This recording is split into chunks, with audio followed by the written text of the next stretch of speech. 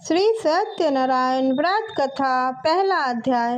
एक समय की बात है, नौमिषारण्य तीर्थ में सौनकादि 88,000 ऋषियों ने श्री सूत जी से पूछा, हे प्रभु, इस कलयुग में वेद विद्या रहित मनुष्यों को प्रभु भक्ति किस प्रकार मिलेगी तथा उनका उद्धार कैसे होगा। हे मुनि श्रेष्ठ, ऐसा कोई तप बताइए जिससे थोड़े समय में ही पुण्य मिले और मन वांछित फल भी मिल जाए।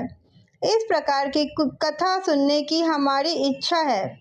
सर्वशास्त्रों के ज्ञाता सूत जी बोले, है वैष्णवों में पूज्य, आप सभी प्राणियों के हित की बात पूछी है, इसलिए मैं एक ऐसे श्रेष्ठ व्रत का आप लोगों के सामने व्याख्यान करूंगा जिसे नारद जी ने श्री लक्ष्मी नारायण जी से पूछा था और लक्ष्मीपति ने मुनि श्रेष्ठ नारद जी से कहा था। आप इसे ध्यान से सुनिए। एक समय की बात है, योगी राज नारद जी दूसरों के हित की इच्छा के लिए अनेकों लोकों में घूमते हुए मृत्यु लोक में जा पहुँचे। यहाँ उन्होंने अनेक योनियों में जन्मे प्रायः सभी मनुष्यों को अपने कर्मों द्वारा अनेक दुखों से पीड़ित देखा। उनका दुख देख नारद जी सोचने लगे कि क्या ऐसा कोई यत्न किया जाए जिसके करने से निश्चित रूप में मानव के दुखों का अंत हो जाएगा।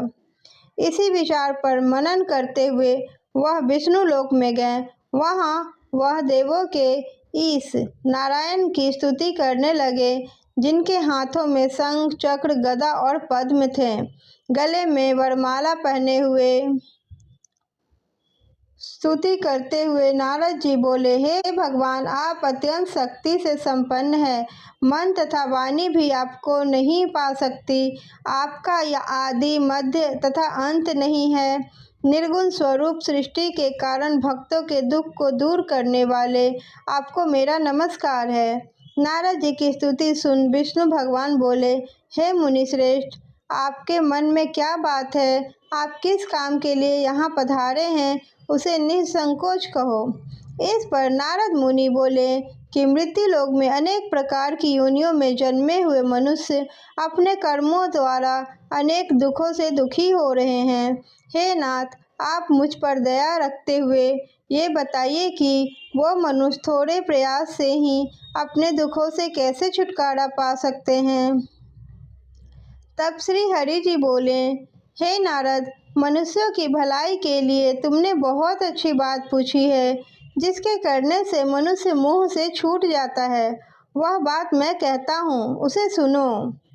स्वर्ग लोक में व मृत्यु लोक में दोनों में एक दुर्लभ उत्तम व्रत है जो पुण्य देने वाला होता है। आज प्रेम वश होकर मैं तुमसे वह कहता हूँ। श्री सत्यनारायण भगवान का यह व्रत अच्छी तरह से विधान पूर्वक करके मनुष्य तुरंत ही यहाँ सुख भोग कर मरने पर मोक्ष पाता है। श्री हरि के वचन सुनकर नारद जी बोले कि उस व्रत का फल क्या है भगवान, और किस विधान से किया जाता है? यह व्रत किसने किया था? इस व्रत को किस दिन करना चाहिए? सभी कुछ विस्तार से बताइए। नारद जी की बात सुनकर श्री हरि जी बोले, दुख व शोक को दूर करने वाला यह सभी स्थानों पर विजय दिलाने वाला है। मानव को भक्ति व श्रद्धा के भाव से शाम को श्री सत्यनारायण की पूजा धर्म परायण होकर ब्राह्मणों व बंधुओं के साथ करनी चाहिए। भक्ति भाव से ही नैवेद्य, केले का फल, घी, दूध और गेहूं का आटा सवाए ले। गेहूं के आटे के स्थान पर साठी का आटा, शक्कर या गुड़ लेकर वह सभी भक्षण योग्य पदार्थों को मिलाकर भगवान का भोग बनाएं। ब्राह्मणों सहित बंधु बांधवों को भोजन कराएं। उनके बाद स्वयं भी भोजन करें। भजन कीर्तन के साथ भगवान की भक्ति में लीन हो जाएं। इस तरह से सत्यनारायण भगवान का व्रत करने से मनुष्य की सारी इच्छाएं निश्चित रूप से पूरी होती है। इस कलिकाल अर्थात कलयुग में मृत्यु लोक में मोक्ष का यही एक सरल उपाय बताया गया है। श्री सत्यनारायण व्रत कथा का पहला अध्याय समाप्त। बोलिए श्री सत्यनारायण भगवान की जय। श्री सत्यनारायण भगवान व्रत का दूसरा अध्याय शुरू।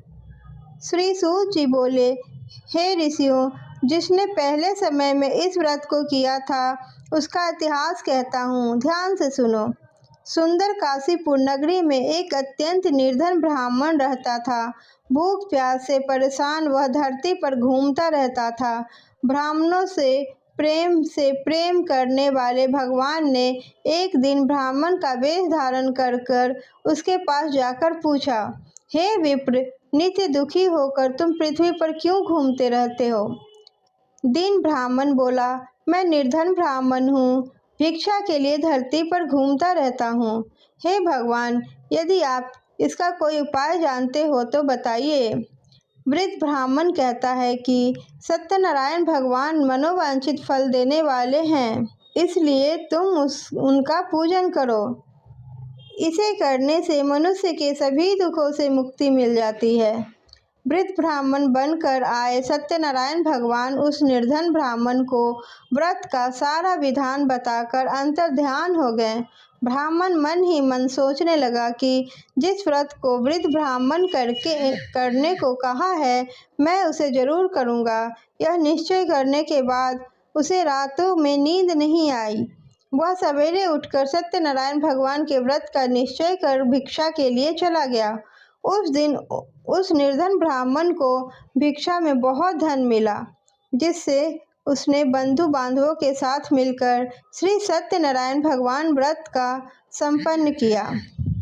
भगवान सत्यनारायण का व्रत संपन्न करने के बाद वह निर्धन ब्राह्मण सभी दुखों से छूट गया और अनेक प्रकार की संपत्तियों से युक्त हो गया। उसी समय यह ब्राह्मण हर माह इस व्रत को करने लगा। इस तरह से सत्यनारायण भगवान के व्रत को जो मनुष्य करेगा वह सभी प्रकार के पापों से छूटकर मोक्ष को प्राप्त होगा। जो मनुष्य इस व्रत को करेगा वह भी दुखों से मुक्त हो जाएगा। श्री सूत जी बोले कि इस तरह से नारद जी ने नारायण जी से कहा हुआ श्री सत्यनारायण व्रत को मैंने तुमसे कहा। हे विप्रो, मैं अब और क्या कहूँ? ऋषि बोले, हे मुनिवर, संसार में उस विप्र से सुनकर और किस किस ने इस व्रत को किया, हम सब इस बात को सुनना चाहते हैं। इसके लिए हमारे मन में बहुत श्रद्धा का भाव है। श्री सूत जी बोले, हे मुनियों, जिसने इस व्रत को किया वे सब सुनो। एक समय वही विप्र धन व ऐश्वर्य के अनुसार अपने बंधु बांधवों के साथ इस व्रत को करने को तैयार हुआ। उसी समय एक लकड़ी बेचने वाला बूढ़ा आदमी आया और लकड़ियां बाहर रखकर अंदर ब्राह्मण के घर में गया। प्यास से दुखी होकर वह लकड़हारा उनको व्रत करते देख विप्र को नमस्कार कर पूछने लगा कि आप यह क्या कर रहे हैं? तो उन्होंने बताया कि व्रत कर रहा हूँ तथा इसे करने से क्या फल मिलेगा, कृपया मुझे बताइए। ब्राह्मण ने कहा, सब मनोकामनाओं को देने वाला यह व्रत सत्यनारायण भगवान की है। इनकी कृपा से ही मेरे घर में धन धान्य आदि में वृद्धि हुई है। विप्र से सत्यनारायण व्रत या उसके बारे में जानकर वह लकड़हारा बहुत ही प्रसन्न हुआ। चरणामृत लेकर वह प्रसाद खाने के बाद वहां से अपने घर गया। लकड़हारे ने अपने मन में संकल्प किया कि आज लकड़ी बेचने से जो धन मिलेगा उसी से सत्यनारायण भगवान का उत्तम व्रत करूंगा। मन में इस विचार को ले बूढ़ा आदमी सिर पर लकड़ियां रख उस नगर में बेचने गया जहां धनी लोग ज्यादा रहते थे। उस नगर में उसे अपनी लकड़ियों का दाम पहले से 4 गुना अधिक मिला। बूढ़ा प्रसन्नता के साथ दाम लेकर केले, शक्कर, घी, दूध, दही और गेहूं का आटा ले और सत्यनारायण भगवान के व्रत की अन्य सामग्रियां लेकर अपने घर गया। वहां उसने अपने बंधु बांधवों को बुलाकर विधि विधान से सत्यनारायण भगवान का पूजन किया और व्रत किया। इस व्रत के प्रभाव से वह बूढ़ा लकड़हारा धन, पुत्र आदि से युक्त होकर संसार के समस्त सुखों को भोग अंतकाल में वैकुंठ धाम को चला गया। इस प्रकार श्री सत्यनारायण व्रत का दूसरा अध्याय संपूर्ण। बोलिए श्री सत्यनारायण भगवान की जय। सत्यनारायण भगवान व्रत कथा का तीसरा अध्याय। श्री सूत जी बोले, हे श्रेष्ठ मुनियों, अब आगे की कथा कहता हूँ। पहले समय में उल्कामुख नाम का एक बुद्धिमान राजा था। वह सत्य वक्ता और जितेंद्रिय था। प्रतिदिन देव स्थानों पर जाता और निर्धनों को धन देकर उसके कष्ट दूर करता था। उसकी पत्नी कमल के समान मुख वाली तथा सती साध्वी थी। भद्रशिला नदी के तट पर उन दोनों ने श्री सत्यनारायण भगवान का व्रत किया। उसी समय साधु नाम का एक वैश्य आया। उसके पास व्यापार करने के लिए बहुत सा धन भी था। राजा को व्रत करते देखकर वह विनय के साथ पूछने लगा, हे राजन, भक्ति भाव से पूर्ण होकर आप यह क्या कर रहे हैं? मैं सुनने की इच्छा रखता हूँ, तो आप मुझे बताइए। राजा बोला, हे साधु, अपने बंधु बांधवों के साथ पुत्रादि की प्राप्ति के लिए यह महाशक्तिमान श्री सत्यनारायण भगवान का व्रत व पूजन कर रहा हूँ।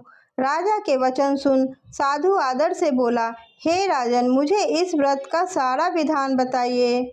आपके कथनानुसार मैं भी इस व्रत को करूँगा। मेरी भी संतान नहीं है और इस व्रत को करने से निश्चित रूप से मुझे संतान की प्राप्ति होगी। राजा से सारा व्रत का विधान सुनकर व्यापार से निवृत्त होकर वह व्यापारी अपने घर को गया।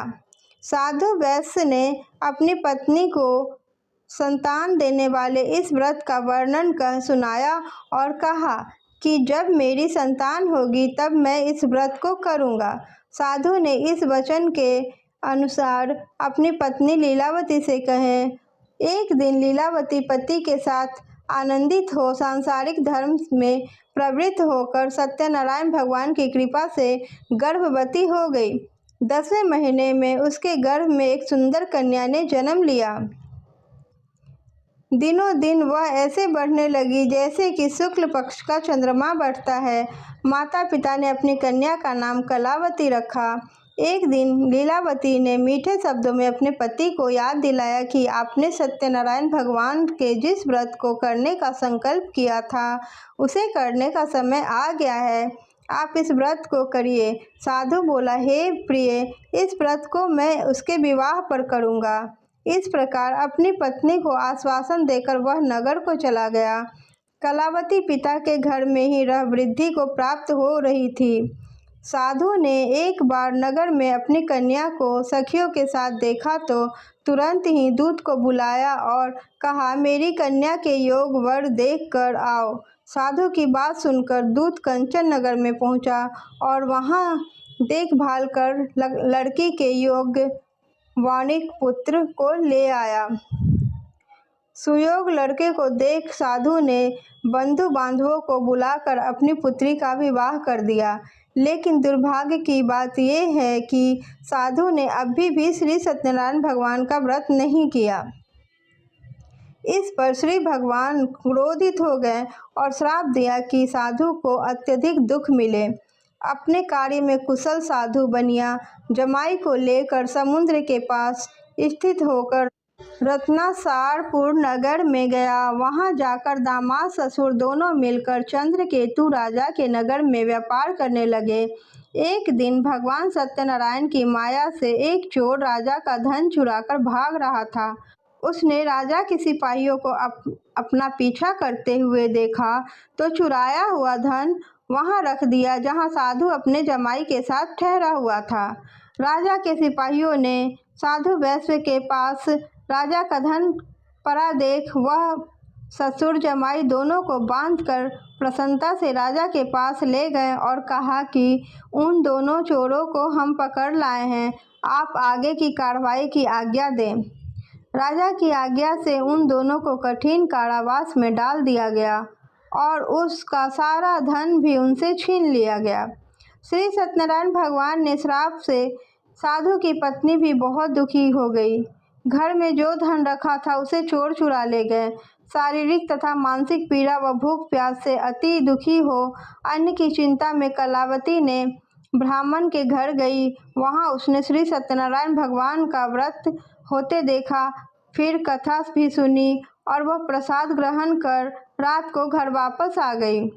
माता ने कलावती से पूछा कि हे पुत्री, अब तक तुम कहाँ थी? तेरे मन में क्या है? कलावती ने अपनी माता से कहा, हे माता, मैंने एक ब्राह्मण के घर में श्री सत्यनारायण भगवान के व्रत को देखा और सुना। कन्या के वचन सुन लीलावती भगवान के पूजन की तैयारी करने लगी। लीलावती ने परिवार व बंधुओं सहित श्री सत्यनारायण भगवान का पूजन किया और उनसे वर मांगा कि मेरे पति तथा जमाई शीघ्र घर आ जाएं। साथ ही यह भी प्रार्थना की कि हम सबका अपराध क्षमा करें। श्री सत्यनारायण भगवान के इस व्रत से संतुष्ट हो गए और राजा चंद्रकेतु को अपने सपने में दर्शन दे कहा कि हे राजन, तुम उन दोनों वैश्यों को छोड़ दो और तुमने उनका जो धन लिया है उसे वापस कर दो। अगर ऐसा नहीं किया तो मैं तुम्हारा सारा धन, राज्य व संतान सभी को नष्ट कर दूंगा। राजा को यह सब कहकर वह अंतर्ध्यान हो गए। प्रातःकाल राजसभा में राजा ने अपना सपना सुनाया। फिर बोले कि वणिक पुत्रों को कैद से मुक्त कर सभा में ले आओ। दोनों ने आते ही राजा को प्रणाम किया। राजा मीठी वाणी में बोला, हे महानुभावों, भाग्यवश ऐसा कठिन दुख तुम्हें प्राप्त हुआ है, लेकिन अब तुम्हें कोई भय नहीं है। ऐसा कह राजा ने उन दोनों को नए वस्त्राभूषण भी पहनाए और जितना धन उनका लिया था उससे दोगुना धन वापस कर दिया। दोनों वैश्य अपने घर को चल दिए। श्री सत्यनारायण व्रत कथा का 3रा अध्याय संपूर्ण। बोलिए श्री सत्यनारायण भगवान की जय। सत्यनारायण भगवान के व्रत का 4था अध्याय शुरू। सूत जी बोले, वैश्य ने मंगलाचार कर अपनी यात्रा आरंभ की और अपने नगर की ओर चल दिए। उनके थोड़ी दूर जाने पर एक दंडी वेशधारी श्री सत्यनारायण ने उनसे पूछा, हे साधु, तेरे नाव में क्या है? अभिमानी वणिक हंसता हुआ बोला, हे दंडी, आप क्यों पूछते हो? क्या धन लेने की इच्छा है? मेरी नाव में तो बेल व पत्ते भरे हुए हैं। वैश्य के कठोर वचन को सुनकर भगवान बोले, तुम्हारा वचन सत्य हो। दंडी ऐसा वचन कहकर वहां से दूर चले गए। कुछ दूर जाकर समुद्र के किनारे बैठ गए। दंडी के जाने के बाद साधु वैश्य ने नित्य क्रिया के पश्चात नाव को ऊंची। कुछ देर बाद बनिया ने देखा कि उनका नाव पानी में ऊंचा उठ रहा है, तो यह देखकर वह नाव में देखने गया तो उसमें सिर्फ बेल व पत्ते भरे हुए थे। वह मूर्छित होकर जमीन पर गिर पड़ा। मूर्छा खुलने पर वह अत्यंत शोक में डूब गया। तब उसका दामाद बोला कि आप शोक ना मनाएं, यह दंडी का शाप है, इसलिए मैं उनकी शरण में जा रहा हूँ, तभी हमारी मनोकामना पूर्ण होगी। दामाद की बात सुनकर वह दंडी के पास पहुँचा और अत्यंत भक्ति भाव से नमस्कार कर बोला, मैंने आपसे जो जो असत्य वचन कहे हैं उनके लिए मुझे क्षमा कर दें। ऐसा कहकर वह बनिया शोकातुर होकर रोने लगा और दंडी भगवान से बोले, हे वाणिक पुत्र, मेरी आज्ञा से बार बार तुम्हें दुख प्राप्त हुआ है। तू मेरी पूजा से विमुख हुआ। साधु बोला, हे भगवान, आपकी माया से ब्रह्मा आदि देवता भी आपके रूप को नहीं जानते, तब मैं अज्ञानी कैसे जान सकता हूँ। आप प्रसन्न होइए। अब मैं सामर्थ्य के अनुसार आपकी पूजा करूँगा। मेरी रक्षा करो और पहले के समान नौका को भी भर दो। साधु वैश्य के भक्ति पूर्वक वचन सुनकर भगवान प्रसन्न हो गए और उनकी इच्छा अनुसार वरदान देकर अंतर्ध्यान हो गए। ससुर जमाई नाव में बैठकर अपने नगर को चल दिए। अन्य साथियों के साथ मिलकर सत्यनारायण भगवान का पूजन कर ससुर जमाई जब नाव पर आए तो वह धन से भरी हुई थी। फिर वहीं पर अपने अन्य साथियों के साथ सत्यनारायण भगवान का पूजन करके वह अपने नगर को चल दिए। जब नगर के नज़दीक पहुँचे तो दूत को घर पर खबर करने के लिए भेज दिया। दूत साधु की पत्नी को प्रणाम कर कहता है कि मालिक अपने दामाद सहित नगर के निकट आ गए हैं। दूत की बात सुनकर साधु पत्नी लीलावती ने बड़े हर्ष के साथ सत्यनारायण भगवान का पूजन कर अपनी पुत्री कलावती से कहा कि मैं अपने पति के दर्शन को जाती हूँ, तू कार्य पूर्ण कर शीघ्र आ जा। माता के ऐसे वचन को सुनकर कलावती जल्दी प्रसाद छोड़कर अपने पति के पास चली गई। प्रसाद की अवज्ञा के कारण श्री सत्यनारायण भगवान रुष्ट हो गए और नाव सहित उसके पति को पानी में डुबो दिया। कलावती अपने पति को वहां ना पाकर रोती हुई जमीन पर गिर गई। नौकर को डूबा हुआ देख व कन्या को रोता देखकर साधु दुखी होकर बोला कि हे प्रभु, मुझसे तथा मेरे परिवार से जो भूल हुई है उसे क्षमा करें। साधु के दीन वचन को सुनकर श्री सत्यनारायण भगवान प्रसन्न हो गए और आकाशवाणी हुई, हे साधु, तेरी कन्या मेरे प्रसाद को छोड़कर आई है, इसलिए उसका पति अदृश्य हो गया है। यदि वह घर जाकर प्रसाद खाकर लौटती है तो उसे उसका पति अवश्य मिलेगा। ऐसा आकाशवाणी सुनकर कलावती घर पहुंचकर प्रसाद खाती है और फिर आकर अपने पति के दर्शन करती है। उसके बाद साधु पति अपने बंधु बांधवों के सहित श्री सत्यनारायण भगवान का विधि विधान से हर महीने पूजा करने लगा। लोक के सारे सुख को भोग कर वह अंत में स्वर्ग को प्राप्त हुआ। श्री सत्यनारायण व्रत कथा का चौथा अध्याय संपूर्ण। बोलिए श्री सत्यनारायण भगवान की जय। श्री सत्यनारायण भगवान व्रत कथा पांचवा अध्याय शुरू। सूत जी बोले, हे ऋषियों, मैं और भी एक कथा सुनाता हूँ, उसे भी ध्यान पूर्वक सुनो। प्रजापालक में लीन तुंगध्वज नाम का एक राजा था। उसने भी भगवान का प्रसाद त्याग कर बहुत ही दुख पाया। एक बार वन जाकर वन्य पशुओं को मारकर वहीं पेड़ के नीचे सो गया। वहां ग्वालों को भक्ति भाव से अपने बंधुओं सहित श्री सत्यनारायण भगवान का पूजन करते देखा। अभिमानवश राजा ने उसे देखकर भी पूजा स्थान पर नहीं गया और ना ही उसने भगवान को नमस्कार किया। ग्वालों ने राजा को प्रसाद दिया, लेकिन उसने वह प्रसाद नहीं खाया और प्रसाद को वहीं छोड़कर अपने नगर को वापस चला आया। जब वह नगर में पहुंचता है तो वहां सब कुछ तहस नहस हो गया होता है और शीघ्र ही समझ जाता है कि यह सब भगवान ने किया है। वह दोबारा ग्वालों के पास पहुंचा और विधि पूर्वक पूजा करके प्रसाद खाया तो श्री सत्यनारायण भगवान की कृपा से सब कुछ पहले जैसा हो गया। दीर्घ काल तक सुख भोगने के बाद वह मरणोपरांत स्वर्ग को प्राप्त किया। जो मनुष्य परम दुर्लभ इस व्रत को करेगा तो भगवान श्री सत्यनारायण की अनुकंपा से उसे धन्य धान की प्राप्ति होगी। निर्धन धनी हो जाता है और भय मुक्त हो जाता है। संतानहीन मनुष्य को संतान का सुख मिलता है। सारे मनोरथ पूर्ण हो जाते हैं और अंत काल में वैकुंठ धाम को जाते हैं। श्री सूत जी बोले, जिन्होंने पहले इस व्रत को किया है, अब उनके दूसरे जन्म की कथा कहता हूँ। वृत्सतानंद ब्राह्मण ने सुदामा का जन्म लेकर मोक्ष की प्राप्ति की। लकड़हारे ने अगले जन्म में निषाद बनकर मोक्ष की प्राप्ति किया। उल्कामुख नाम का राजा जो था वह दशरथ होकर वैकुंठ को गए। साधु नाम के वैश्य ने मोरध्वज बनकर अपने पुत्र को आड़े से चीरकर मोक्ष पाया। महाराज तुंगध्वज ने स्वयंभू होकर भगवान में भक्ति युक्त हो कर्म कर मोक्ष पाया। श्री सत्यनारायण व्रत कथा का पांचवा अध्याय संपूर्ण। बोलिए श्री सत्यनारायण भगवान की जय। इस प्रकार श्री सत्यनारायण व्रत कथा समाप्त। बोलिए श्री सत्यनारायण भगवान की जय। माता लक्ष्मी की जय।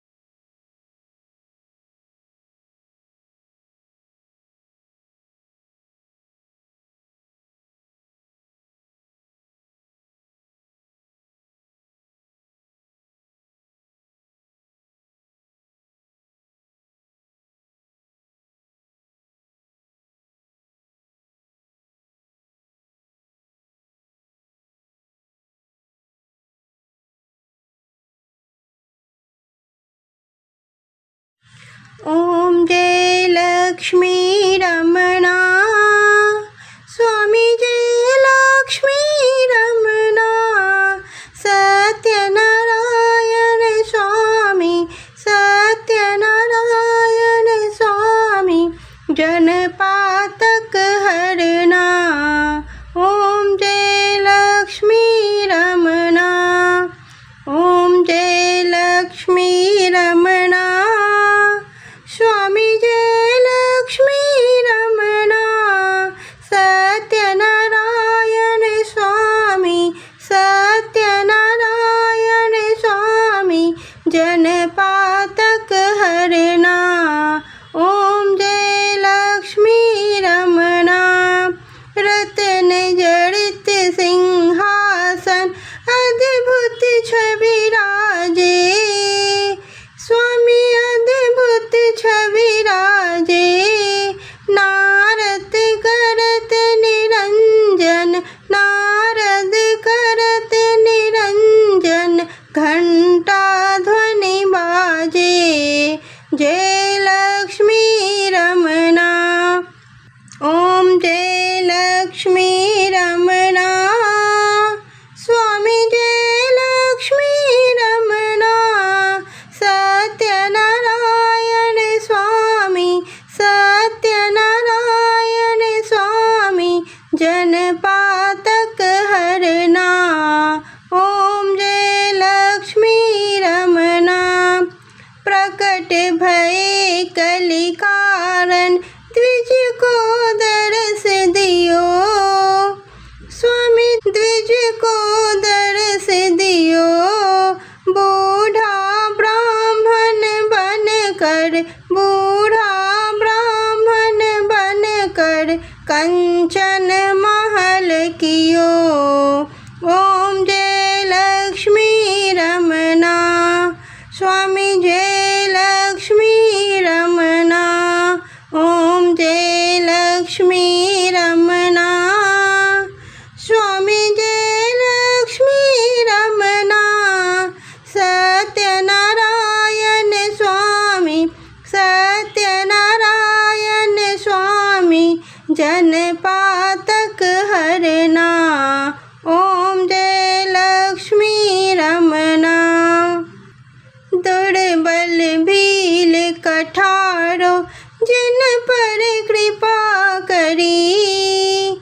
स्वामी जिन पर कृपा करी। चंद्रचूड़ के राजा, चंद्रचूड़ के राजा, तिनकी विपत्ति हरी। ओम जय लक्ष्मी रमणा।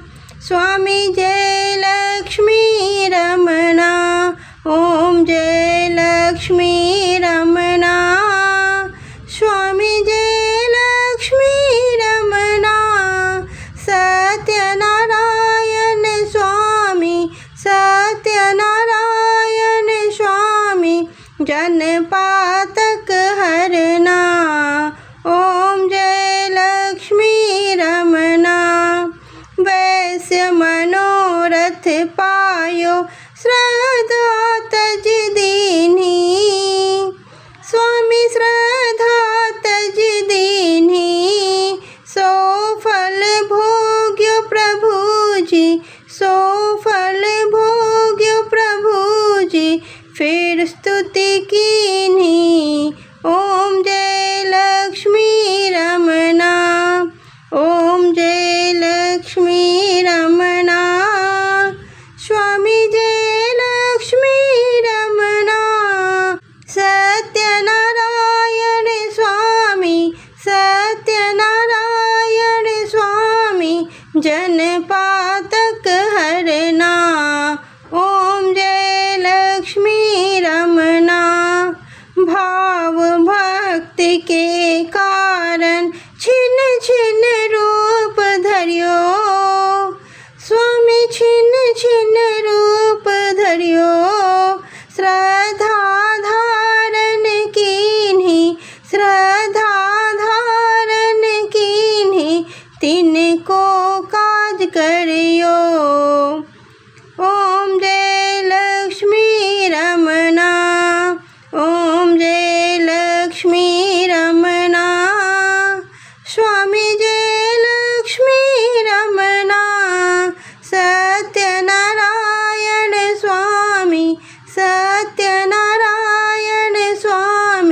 जन पातक हरना। ओम जय लक्ष्मी रमना। ग्वाल बाल संग राजा वन में भक्ति करी। स्वामी वन में भक्ति करी। मन वांछित फल दीन्हो। मन वांछित फल दीन्हो। दीन दयाल हरि। ओम जय लक्ष्मी रमना। ओम जय लक्ष्मी रमना। ओम जय लक्ष्मी रमना। स्वामी जय लक्ष्मी रमना। सत्यनारायण स्वामी। सत्यनारायण स्वामी। जन पातक हरना। ओम जय लक्ष्मी रमना। चढ़त प्रसाद सवायो कदली फल मेवा। स्वामी कदली फल मेवा। धूप दीप तुलसी से। धूप दीप तुलसी से। आदि सत्य देवा। स्वामी जय लक्ष्मी रमना। धूप दीप तुलसी से। धूप दीप तुलसी से। राजी सत्य देवा।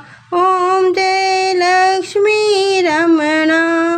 ओम जय लक्ष्मी रमना। स्वामी जय लक्ष्मी रमना। सत्यनारायण स्वामी। सत्यनारायण स्वामी। जन पातक हरना। ओम जय लक्ष्मी रमना। श्री सत्यनारायण जी की आरती जो कोई नर गावे। स्वामी जो कोई नर गावे। रिद्धि सिद्धि सुख संपत्ति। रिद्धि सिद्धि सुख संपत्ति सहज रूप पावे। ओम जय लक्ष्मी रमना। ओम जय लक्ष्मी रमना। स्वामी जय लक्ष्मी रमना। सत्यनारायण स्वामी। सत्यनारायण स्वामी। जन पातक हरना। ओम जय लक्ष्मी रमना। स्वामी जय लक्ष्मी रमना। ओम जय लक्ष्मी रमना। स्वामी जय लक्ष्मी रमना। सत्यनारायण स्वामी। सत्यनारायण स्वामी। जन पातक हरना। ओम जय लक्ष्मी रमना। स्वामी जय लक्ष्मी रमना। ओम जय जगदीश हरे। स्वामी जय जगदीश हरे। भक्त जनों के संकट। दास जनों के संकट क्षण में दूर करे। ओम जय जगदीश हरे। ओम जय जगदीश हरे। स्वामी जय जगदीश हरे। भक्त जनों के संकट। दास जनों के संकट क्षण में दूर करे। ओम जय जगदीश हरे। जो ध्यावे फल पावे। दुख बिन से मन का। स्वामी दुख बिन से मन का। सुख संपत्ति घर आवे। सुख संपत्ति घर आवे। कष्ट मिटे तन का। ओम जय जगदीश हरे। मात पिता तुम मेरे, शरण गहूँ मैं किसकी। स्वामी शरण गहूँ मैं किसकी, तुम बिन और न दूजा, प्रभु बिन और न दूजा, आस करूँ जिसकी। ओम जय जगदीश हरे। तुम पूर्ण परमात्मा, तुम अंतर्यामी, प्रभु तुम अंतर्यामी, पार ब्रह्म परमेश्वर, पार ब्रह्म परमेश्वर, तुम सबके स्वामी। ओम जय जगदीश हरे। तुम करुणा के सागर, तुम पालन करता, स्वामी तुम पालन करता। मैं मूरख खल कामी, मैं सेवक तुम स्वामी, कृपा करो भरता।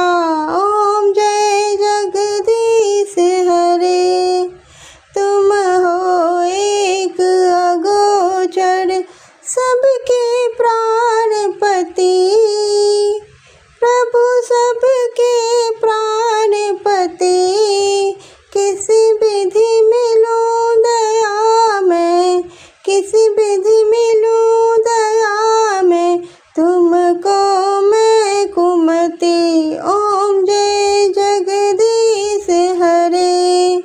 दीन बंधु दुख हरता, तुम रक्षक मेरे, स्वामी तुम ठाकुर मेरे। अपने हाथ उठाओ, अपने गले लगाओ, द्वार पर आ तेरे। ओम जय जगदीश हरे। दीन बंधु दुख हरता, तुम रक्षक मेरे। अपने हाथ उठाओ, अपने गले लगाओ, द्वार पर आ तेरे। ओम जय जगदीश हरे। विषय विकार मिटाओ, पाप हरो देवा, श्रद्धा भक्ति बढ़ाओ, श्रद्धा भक्ति बढ़ाओ, संतन की सेवा। ओम जय जगदीश हरे। तन मन धन जो कुछ है, सब ही है तेरा, तेरा तुझको अर्पण, तेरा तुझको समर्पण, क्या लागे मेरा। ओम जय जगदीश हरे। ओम जय जगदीश हरे। स्वामी जय जगदीश हरे। भक्त जनों के संकट, दास जनों के संकट, क्षण में दूर करे। ओम जय जगदीश हरे। ओम जय जगदीश हरे। स्वामी जय जगदीश हरे। भक्त जनों के संकट, दास जनों के संकट, क्षण में दूर करे। ओम जय जगदीश हरे। ओम जय जगदीश हरे। ओम जय जगदीश हरे। ओम जय लक्ष्मी माता, मैया जय लक्ष्मी माता, तुमको निस दिन ध्यान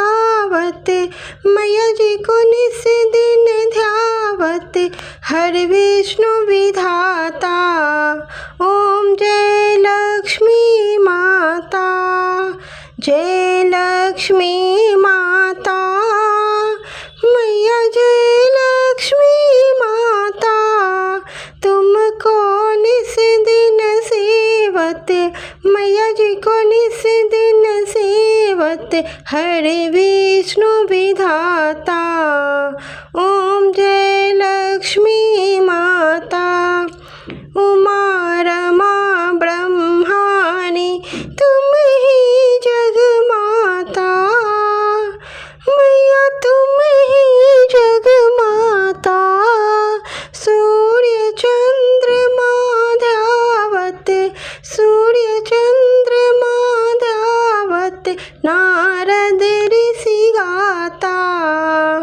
ओम जय लक्ष्मी माता, ओम जय लक्ष्मी माता, मैया जय लक्ष्मी माता, तुमको निस दिन ध्यावत, मैया जी को निस दिन सेवत, हरे विष्णु विधाता।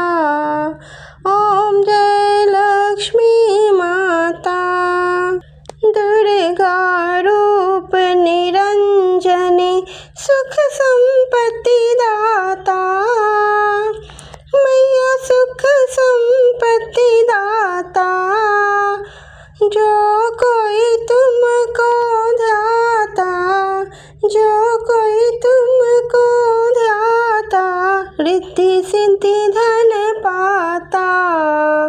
ओम जय लक्ष्मी माता, ओम जय लक्ष्मी माता, मैया जय लक्ष्मी माता, तुमको निस दिन सेवत, मैया जी को निस दिन ध्यावत, हरे विष्णु विधाता।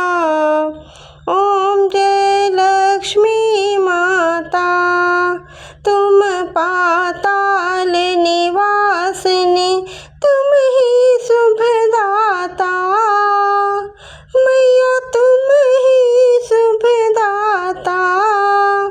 कर्म प्रभाव प्रकाशिनी, कर्म प्रभाव प्रकाशिनी, भवनिधि की त्राता। ओम जय लक्ष्मी माता, ओम जय लक्ष्मी माता, मैया जय लक्ष्मी माता, तुमको निस दिन सेवत, मैया जी को निस दिन सेवत, हरे विष्णु विधाता। ओम जय लक्ष्मी माता, जिस घर में तुम रहती सब सद्गुण आता, मैया सब सद्गुण आता, सब संभव हो जाता, सब संभव हो जाता, मन नहीं घबराता। ओम जय लक्ष्मी माता, जय लक्ष्मी माता, मैया जय लक्ष्मी माता, तुमको निस दिन सेवत, मैया जी को निस दिन सेवत, हरे विष्णु विधाता। ओम जय लक्ष्मी माता, तुम बिन यज्ञ न होते, वस्त्र न को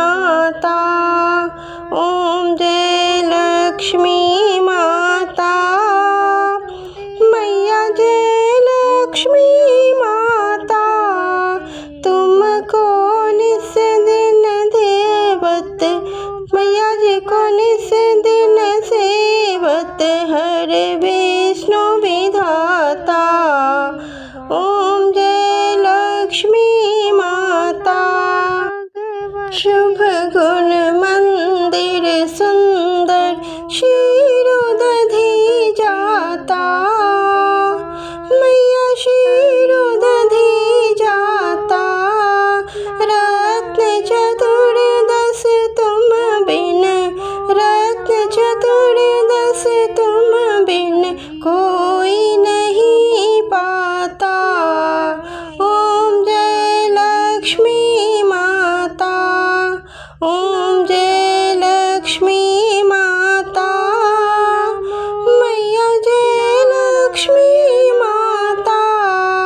तुमको निस दिन ध्यावत, तुमको निस दिन सेवत, हर विष्णु विधाता। ओम जय लक्ष्मी माता, महालक्ष्मी जी की आरती जो कोई जन गाता, मैया जो कोई जन गाता, और आनंद समाता, और आनंद समाता, पाप उतर जाता।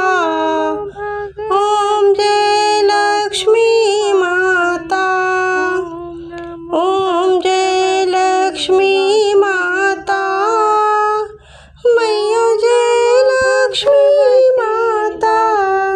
तुमको निस दिन सेवत, मैया जी को निस दिन ध्यावत, हर विष्णु विधाता। ओम जय लक्ष्मी माता, ओम जय लक्ष्मी माता। बोलिए श्री लक्ष्मी माता की जय। ओम नमो नारायण, हरि ओम नमो नारायण, हरि ओम नमो नारायण।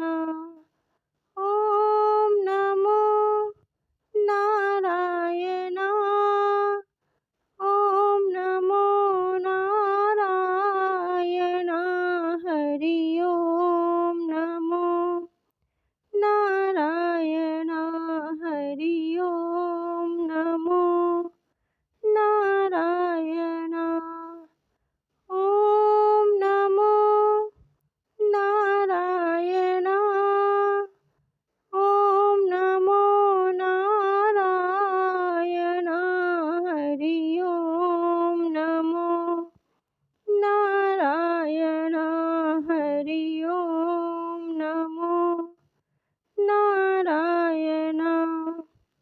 ओम नमो भगवते वासुदेवाय, ओम नमो भगवते वासुदेवाय, ओम नमो भगवते वासुदेवाय, ओम नमो भगवते वासुदेवाय, ओम नमो भगवते वासुदेवाय, ओम नमो भगवते वासुदेवाय, ओम नमो भगवते वासुदेवाय, ओम नमो भगवते वासुदेवाय, ओम नमो भगवते वासुदेवाय, ओम नमो भगवते वासुदेवाय, ओम नमो भगवते वासुदेवाय, ओम नमो भगवते वासुदेवाय।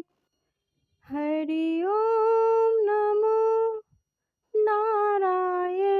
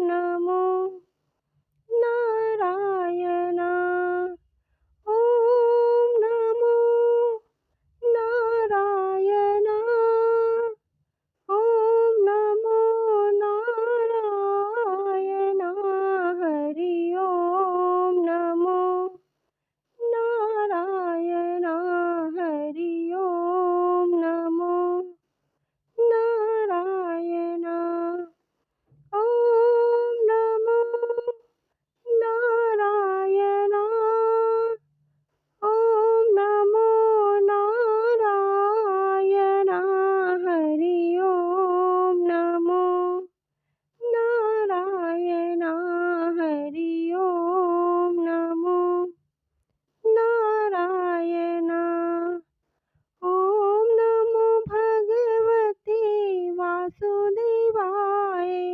ओम नमो भगवते वासुदेवाय। ओम नमो भगवते वासुदेवाय।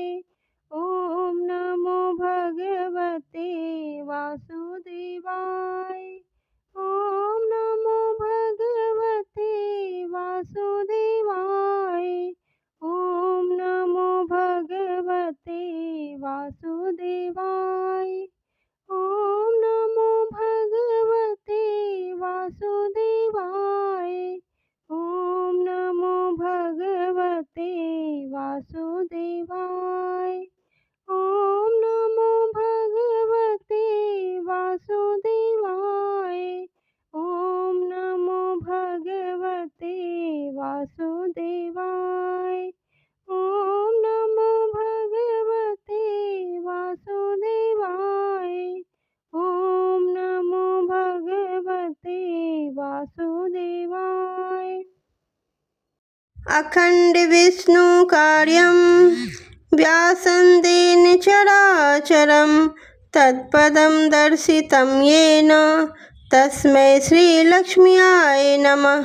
नारायण नारायण नारायण। अखंड विष्णु कार्यं व्यासन्देन चराचरं तत्पदं दर्शितं येन तस्मै श्रीलक्ष्म्याय नमः। नारायण नारायण नारायण। अखंड विष्णु कार्यं व्यासन्देन चराचरं तत्पदं दर्शितं येन तस्मै श्रीलक्ष्म्याय नमः। नारायण नारायण नारायण। अखंड विष्णु कार्यं व्यासन्देन चराचरं तत्पदं दर्शितं येन तस्मै श्रीलक्ष्म्याय नमः। नारायण नारायण नारायण। अखंड विष्णु कार्यं व्यासन्देन चराचरं तत्पदं दर्शितं येन तस्मै श्रीलक्ष्म्याय नमः। नारायण नारायण नारायण। अखंड विष्णु कार्यं व्यासन्देन चराचरं तत्पदं दर्शितं येन तस्मै श्रीलक्ष्म्याय नमः। नारायण नारायण नारायण। अखंड विष्णु कार्यं व्यासन्देन चराचरं तत्पदं दर्शितं येन तस्मै श्रीलक्ष्म्याय नमः। नारायण नारायण नारायण। अखंड विष्णु कार्यं व्यासन्देन चराचरं तत्पदं दर्शितं येन तस्मै श्रीलक्ष्म्याय नमः। नारायण नारायण नारायण। अखंड विष्णु कार्यं व्यासन्देन चराचरं तत्पदं दर्शितं येन तस्मै श्रीलक्ष्म्याय नमः। नारायण नारायण नारायण। अखंड विष्णु कार्यं व्यासन्देन चराचरं तत्पदं दर्शितं येन तस्मै श्रीलक्ष्म्याय नमः। नारायण नारायण नारायण। अखंड विष्णु कार्यं व्यासन्देन चराचरं तत्पदं दर्शितं येन तस्मै श्रीलक्ष्म्याय नमः। नारायण नारायण नारायण। अखंड विष्णु कार्यं व्यासन्देन चराचरं तत्पदं दर्शितं येन तस्मै श्रीलक्ष्म्याय नमः। नारायण नारायण नारायण। अखंड विष्णु कार्यं व्यासन्देन चराचरं तत्पदं दर्शितं येन तस्मै श्रीलक्ष्म्याय नमः। नारायण नारायण नारायण। अखंड विष्णु कार्यं व्यासन्देन चराचरं तत्पदं दर्शितं येन तस्मै श्रीलक्ष्म्याय नमः। नारायण नारायण नारायण। अखंड विष्णु कार्यं व्यासन्देन चराचरं तत्पदं दर्शितं येन तस्मै श्रीलक्ष्म्याय नमः। नारायण नारायण नारायण। अखंड विष्णु कार्यं व्यासन्देन चराचरं तत्पदं दर्शितं येन तस्मै श्रीलक्ष्म्याय नमः। नारायण नारायण नारायण। अखंड विष्णु कार्यं व्यासन्देन चराचरं तत्पदं दर्शितं येन तस्मै श्रीलक्ष्म्याय नमः। नारायण नारायण नारायण। अखंड विष्णु कार्यं व्यासन्देन चराचरं तत्पदं दर्शितं येन तस्मै श्रीलक्ष्म्याय नमः। नारायण नारायण नारायण। अखंड विष्णु कार्यं व्यासन्देन चराचरं तत्पदं दर्शितं येन तस्मै श्रीलक्ष्म्याय